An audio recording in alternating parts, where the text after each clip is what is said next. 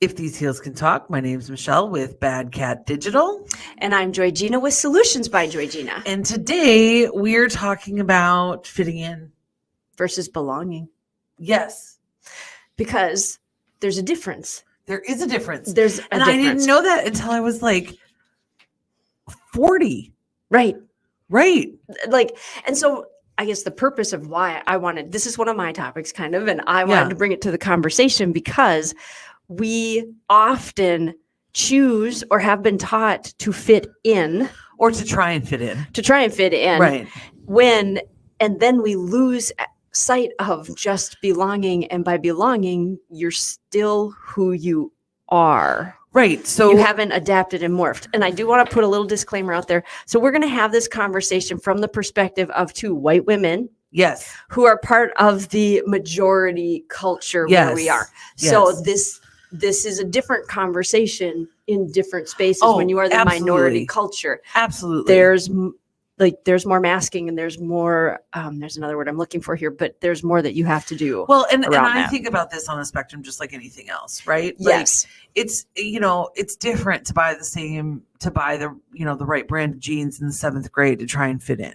Yes. Than it is to say, I don't know, not tell everybody your religious affiliation because the vast majority of the people in the space that you're in are in a different religious affiliation. And they might feel an urge to convert you.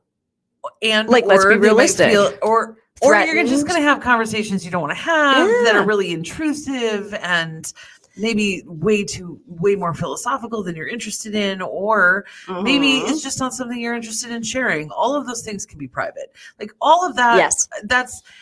And those are differences that we choose. Yes. They're not, at least can choose to disclose or not. Correct. When you're talking about different things in different, you're talking about, ability level or visible disabilities. You're talking about skin color. You're talking about, maybe even religious dress that is, or facial hair or something that is really obvious to people. So all of those things, that's not up for grabs. No. We're not necessarily fitting in doesn't necessarily mean masking all the time. And so what we're talking about though is that in a space, if you have to change yourself to be in that space and to be comfortable in that space. And in particular, I'm thinking in work. Yes. I'm thinking about work environments, business environments. Yes. If you do, then you don't feel as if you belong in those environments. And you don't. The reality is, if you're faking it, if you're adapting from who you really are, you're not actually belonging. That's but let's clarify here though, because I'm saying you don't necessarily feel as though you're belonging, and you're saying but you don't belong. But I would say that for some things, and like you said, not everything is a choice, and not everything is right. Yeah. And there are absolutely spaces where people don't belong. I can be open to both conversations. Yes. But there's an element of exclusion in what you said. Okay. In that the space would not allow you to be there if they truly knew you. And I don't know that that's something that is always the case.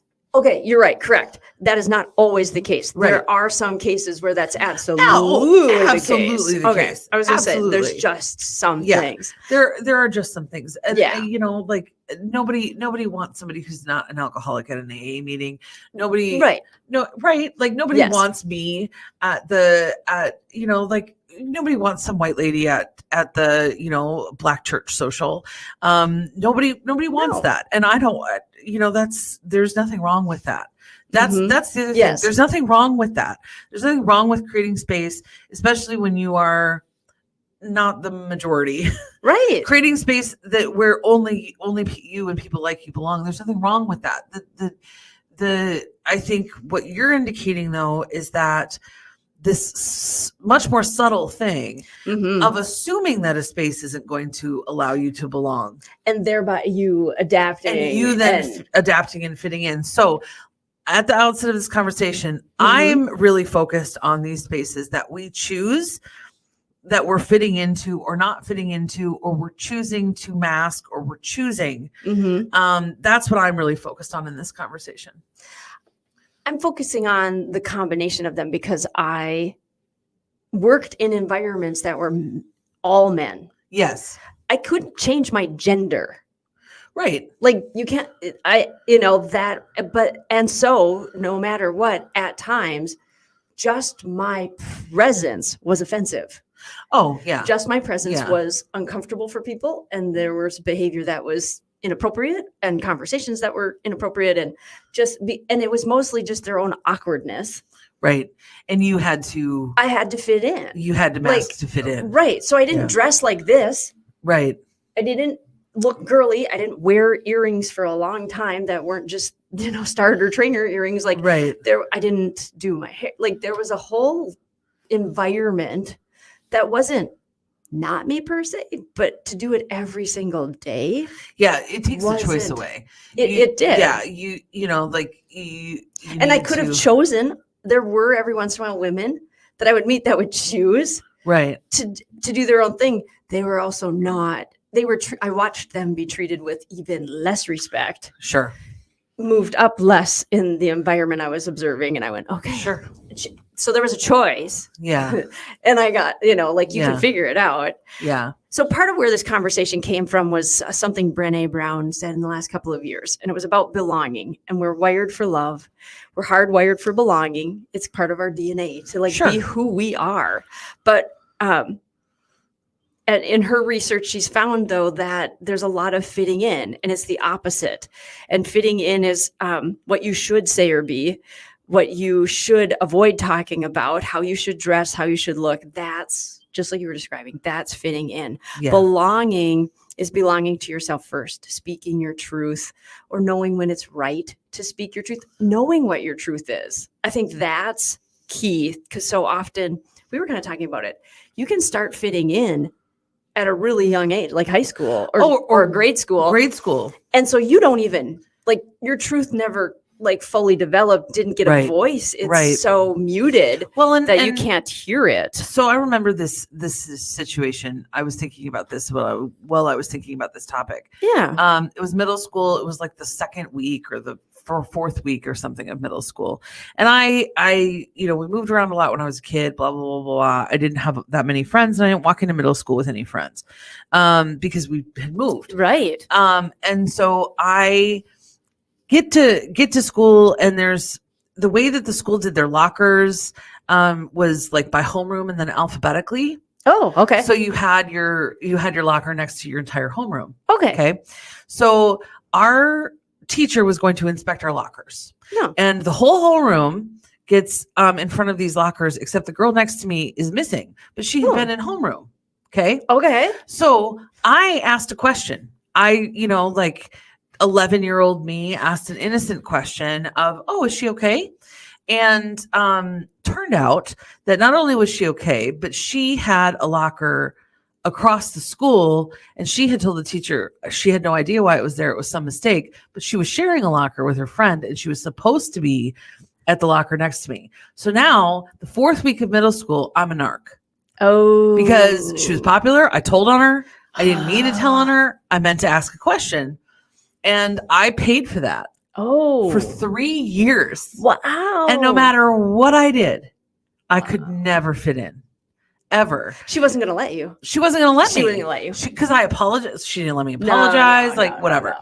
And so this is when they talk about kids and mean and whatever. This is what they mean. Yeah. But when you talk about fitting in as a kid, I was a big kid. Of course, I was a fat kid, just like I'm a fat adult. And you talk about trying to fit in, and you just never can. Yeah. Because when you're a kid, you're still learning how differences are, and you're still learning, and we do seek belonging. We do band together. We do seek that love. So people absolutely group together as very young people, and then tend to keep others out of those groups. Yep. Yeah. Right. Who they think don't belong in those groups. Yep. And then if you're the person trying to fit into that group, and they don't want you in. And so the level of privilege of the popular girl in 6th grade and the level of privilege of an all-male work environment are going to be two completely different things. Yes. but the frame is the same. Yeah. And it moves with us as business owners, is what I've kind of found. Like, Absolutely. in a multitude of ways. I think the first years of owning my business, I had a belief on what I was supposed to look like and how I was supposed to act and the things I was supposed to do. And I did a lot of fitting in. Yeah. And I learned a lot of networking things. environments. Yeah. And I learned a lot of things doing that. Yeah. But I didn't know when to shift out of that. Yeah. Because I hadn't. If you start out and you feel like you're faking it the whole time. Right. And if you start out fitting in, you never belong. Right. Because you've never stepped into your own truth and space. And so that's been that's just been an evolution over time. And it is interesting as people like recognize and become uncomfortable with maybe how I handle myself in business now and how honest I might be about something. Mm-hmm. It's definitely, it catches people off guard. Yeah. But it feels much better to just be transparent and just say, this is what's so. Let me just be like, this is what's I will tell you, I started my business much later in life. Mm-hmm. And I started my business after I had broken this. I had to deal with this before I could get to the point where I could start a business. So nice. I got to this. I didn't have this language for it, but I got to this feeling in kind of my mid 30s. I had been divorced. I had just broken up with I had broken up with my kind of transitional relationship after the divorce. Yeah. And I was going through my, I would say, politely we'll say my dating phase after all of that. Yeah. But I would say it was much more of a HBO not safe for work phase. Yeah. And it was fun and it was all of those things, but the internet dating had broken me.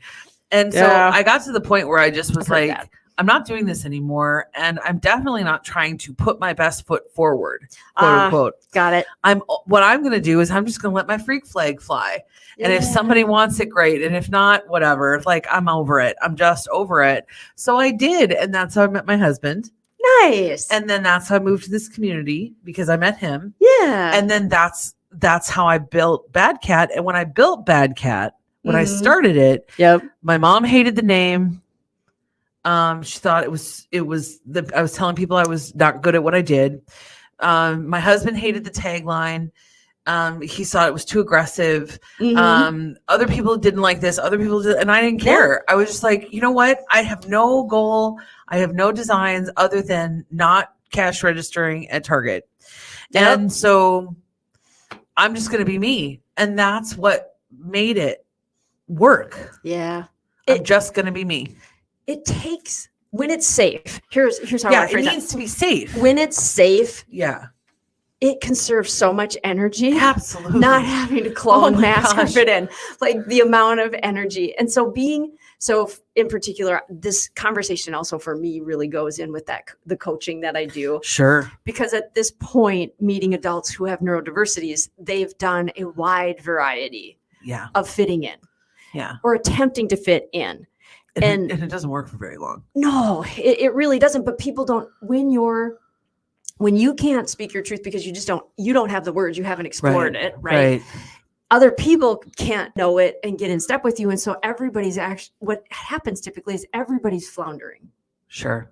So this week I have an example of a client who unfortunately was just having a very huge anxiety hijack, I'll call it. Okay. And that created some real distance with the people he was working for because he's working remotely and he wasn't responding to things. And all of a sudden he wasn't showing up for meetings and he was falling behind.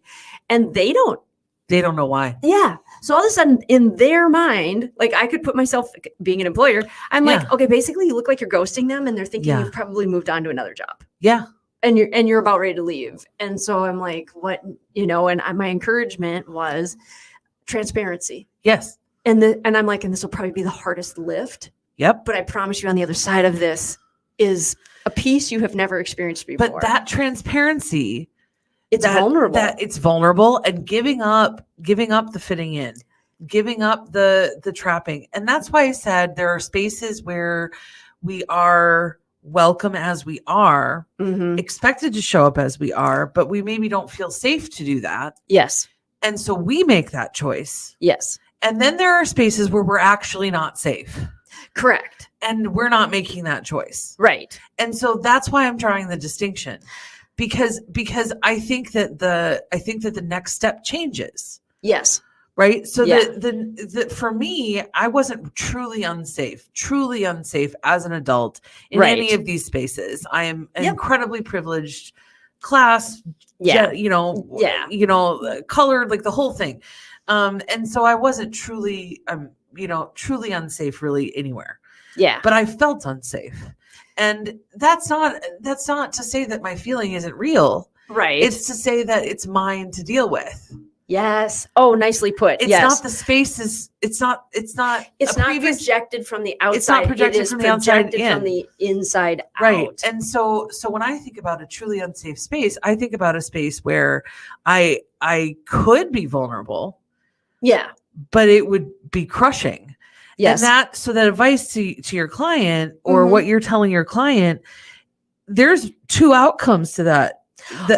And you probably discussed it with. Well, that's just it. I wouldn't have given that advice if I didn't know enough about the work environment and what he had going on. And it's like, this is a safe space for that to happen. But no, if that were happening and it wasn't a safe space, the reality is the whole thing needs to shift. Then the whole thing, like that's shift. a different conversation. It's a completely different. And I knew in the space he was in. Yeah, it was all good. And so that's why I think this distinction of fitting in and belonging is interesting, because it's not necessarily the same conversation as the conversation about masking or the conversation about it's more inward, and it's more about our own work to feel to be vulnerable in a space that is safe for us to do so. And one of the things I really like for me that I wanted to capstone and kind of make sure it's just the fact that it's a conscious, once you understand and are comfortable in your own skin, right, which truly takes some time and some exploration. And I'm, as a coach, going to always encourage that. Yeah. Like once you are comfortable with that, then you can understand and have a conscious choice in fitting in, like choosing that or knowing that that's the best thing to do. Whereas before, when you aren't fully in that space and comfortable within your own skin, just being who you are, which by the way, might require you to get some new friends and those kind of things. So you can actually have a space that's safe. Well, because the only way to get comfortable in your own skin is to live in your own skin for a time. And that means that whoever you're partnered with, or your friend groups, or your family of origin, you may have to choose where you spend your time for a while based on being able to live in your own skin. Yeah. And so I had to leave people behind. You do. You just do. You do. And they want you to, because they don't want to go where you're going. Right. Like that's very uncomfortable for them. It is. And so they'll either take themselves out of the game, or you have to help them out the door, and vice versa. They kind of want you. And if you're curious about who those people are, again, there's the people that are, there's the judgment critical set, and that's fine. But the other group of people that those people are, is we should get drinks sometime. Oh yeah, we should. That's that person. They're okay being outside of whatever you're dealing with, because they don't want it. Yeah, no. They're good. Yep. They're good. They're good right where they are. And that's great. Yep. And you don't have to stay there too. Exactly. There's a moving on. So I definitely, that was part of what I was wanting to make sure you came across. It's just, it's that conscious, and you can feel it sometimes when you enter rooms. I can feel it. Interestingly enough, I was stand differently, you sit differently. Yeah. Interestingly enough, I was doing some interviewing this week, and how I behaved even with the candidates, I watched shift a little bit, and I had to check myself and be like, no, don't boss bitch this thing. Right. I'm like, don't overthink this, and don't morph, don't chameleon into their communication style. I'm like, well, and this is interesting because as, fairly natural, like as people who spent our lives selling ourselves, literally, because that's what you do as an entrepreneur. You start to mirror. You do. You start to mirror. And so understanding and knowing what you're doing so that you don't do it all the time is really important. And in this case, like the people I was interviewing, it was best that I was transparent and I was in that space, because it does them no good And it does to you watch no me, good. right. To watch me mirror something. Yeah. Like Yeah. that wasn't And going it to get does us you where no we're good going. because you're going to feel a connection. If you're mirroring, you're going to feel a connection that Is you it- wouldn't naturally feel. Right. Yeah. And then then when you get into the office, here's a curious question. You have more staff, way more staff than I do. Do you ever see them like morphing a little bit to fit in? Do you see them? Yes.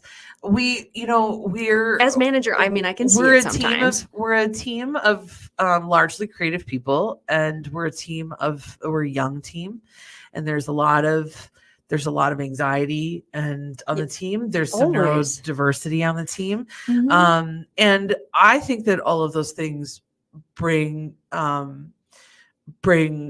texture and new thought processes and new ideas to the team. And I embrace all of those things. Not everybody can trust that. Yeah. And so it takes time. And we have had people, it's incredibly difficult when you're building a culture, especially if you want a culture where people can feel like they belong. When you're really trying to build something that people can feel like they belong to, it can be very frustrating watching somebody mask and try to fit in when you're trying to build something to be safe. It's like you want to shake somebody and be like, no, you're safe. Just be yourself. I can see you struggling to be something different. Yeah. And all you have to do is be yourself, and this will solve itself. Right. But the thing is that there are incredibly insidious forces at play sometimes. Oh, yeah. And when you talk about like my experience in middle school, when you talk about this concept of bullying, workplace bullying is incredibly subtle. It's done by people who are really, really, really freaking good at it. And they're usually, the way that they do it is usually to either become high performers and therefore become incredibly valuable to an organization, or to get close, like personally close to and become the confidant of the leader or person in charge. And so again, they become somebody that the person in charge wants to keep around and can't see as clearly as the people who are being bullied can see. And so what can end up happening is that even though you're trying to build a place where people can feel like they belong, just through your own blind spots, you end up protecting somebody who's actively working against that. And so we've had that happen. And the downfall of it is that it takes a very long time and months into years for people to learn new muscle memory about belonging. Yeah. To feel safe again. It's not an overnight thing. It's not an overnight thing. And it's not an overnight thing in either direction. It builds slowly in one direction and it builds slowly in the other direction. And so with all of those things going on, we have to be thinking, we just have to be thinking all the time and questioning ourselves all the time as leaders, because we can say we want a space where people feel like they belong. Yeah. But if you're not willing to put your money where your mouth is and listen to the experience of people who are in that space, let's be honest, like they're in that space all the time, and believe them, then you're never going to get there. You're never going to get there. That is powerful. No, like that, you are exactly. We have to be vulnerable. We have to be willing to learn. We have to be willing. Leadership, right there. We have to be willing to say, we don't know what we're doing. Can you help me? We have to be willing to do that. Otherwise, we can't expect other people to do that. And we cannot punish failure. Yes, I would agree. You have to encourage people to fail forward. Otherwise, they can't feel safe. Otherwise, they revert back to the fitting in. Yeah, and they're just going to hide their mistakes. So. I think maybe that's part of youth for a lot of people too. Like part of youth is just you have been doing some of that and you are finding your way. And it is a more fragile thing that needs to be trusted on. Well, because as you get older, you trust yourself more. Right. You get a little, and you're saying, and your skin gets a little thicker and you start to say, I mean, we've all seen those older, especially those older ladies on the bus who have lots of things to say about other people and do not give a rat's patoot who hears them or what they're saying or what anybody thinks. I'm so excited to be that person. I'm so excited to be able to say the quiet part out loud all the time. Oh, I love it. Oh, Well, I'm going to leave us with something here. And it Yes. was the end of what Brené Brown was saying. And true belonging doesn't require you to change who you are. It requires you to be who you are. And so thank you for joining us today. We hope we've inspired you a little bit. We hope our conversation has made you think about it a little bit. Today, as you're going about your day, maybe look at spots. Am I fitting in? Am I belonging? Is my voice, is this a safe space where my voice could be heard? Should I be sharing?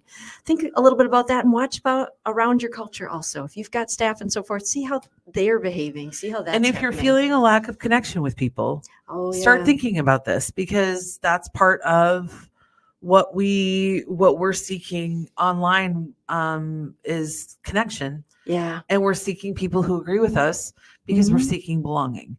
So as you're looking in that space, be thinking about that and be thinking about how you can craft a life that you belong in. Thank you so much. We look forward to seeing you next.